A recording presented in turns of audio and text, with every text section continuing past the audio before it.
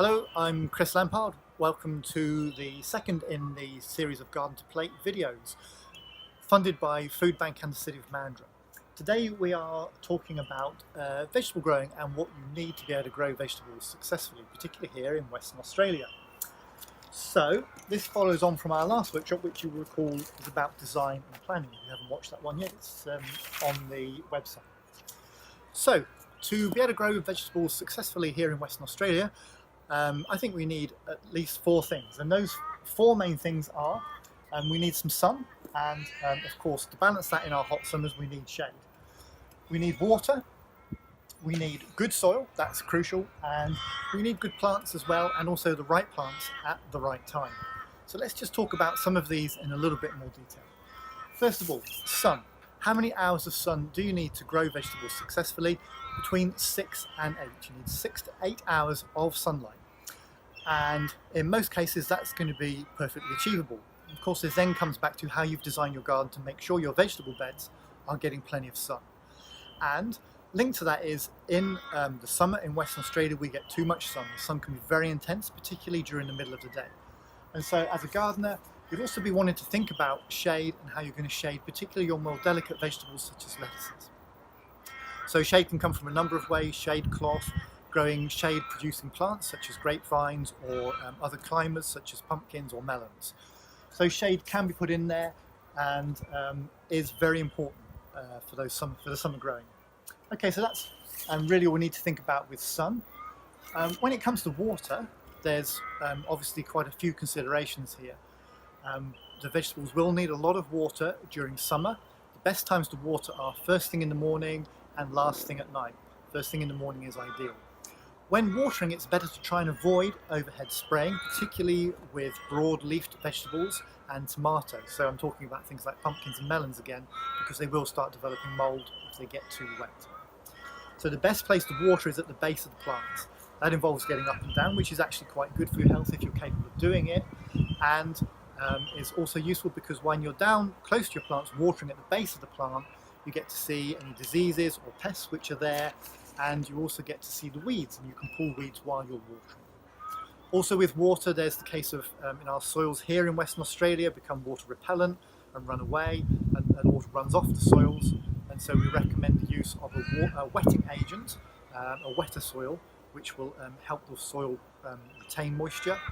And the best thing for retaining moisture is to have a really good soil, so a really well composted soil, which is better for retaining water than standing ones. And lastly, with water, once you've put water on your garden, you want it to stay there. So particularly during summer, you want to be mulching your garden with pea straw or possibly with lupin straw. So that's the water aspect of things. Then when it comes to soil, we're going to be talking about soil a lot more in these workshops. I'm not going to talk a great deal about it now, but having well composted, rich soil with plenty of organic matter is absolutely crucial to growing good plants. You get lots of nutrients, you get great water retention, and you have a nice and finely friable soil if you have lots of organic matter in there. So we're going to talk about composting at length in another workshop. So soil is crucial, nutrients in soil, so adding manures and other sort of materials like that to the soil are very, very important. And then lastly, the plants. Obviously to grow vegetables you need plants. So which plants will you be using? Well, the trick is to make sure you pick the right plants for the right time of the year. So if you go into any large supplier of vegetable seedlings at this time of year, you will see them selling plants which are out of season. We're just coming into the beginning of winter now.